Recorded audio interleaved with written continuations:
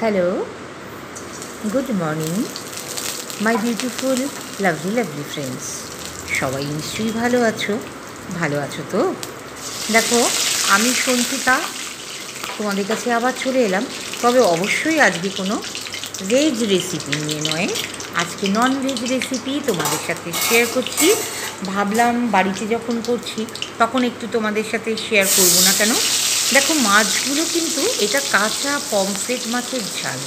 মাছগুলো খুব ভালো ছিল, আর একদম few ingredients, simple ingredients, very quick service, very quick service. খুব তাড়াতাড়ি বানিয়ে নেবে। হয়তো অফিস থেকে ফিরেছো, টায়ার্ড লাগছে, বাড়িতে কোনো লোকজন এসে গেছে, ব্যস্ত ছিলে, এরকম অনেক সময় আমাদের হয়। খুব রাঁধতে কিন্তু অনেক সময় নিয়ে রাঁধতে ইচ্ছে করে না।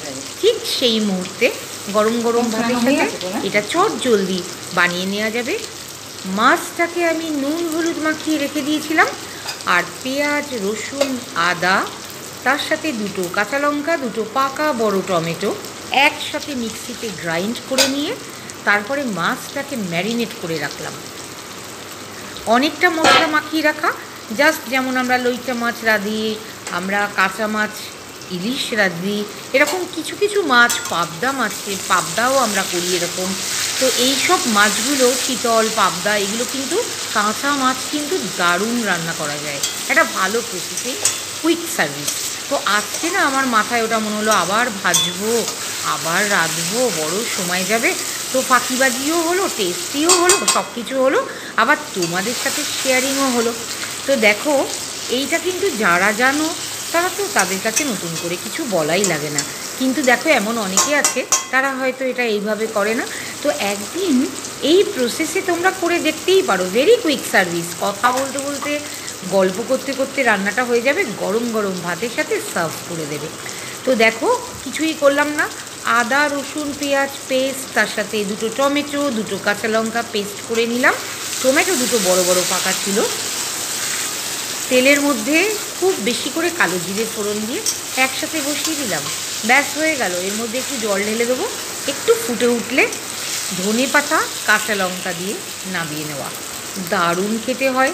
তো আজকে ফিডব্যাকটা সেটাই পেয়েছি যে অসম হয়েছে, খুব ভালো হয়েছে।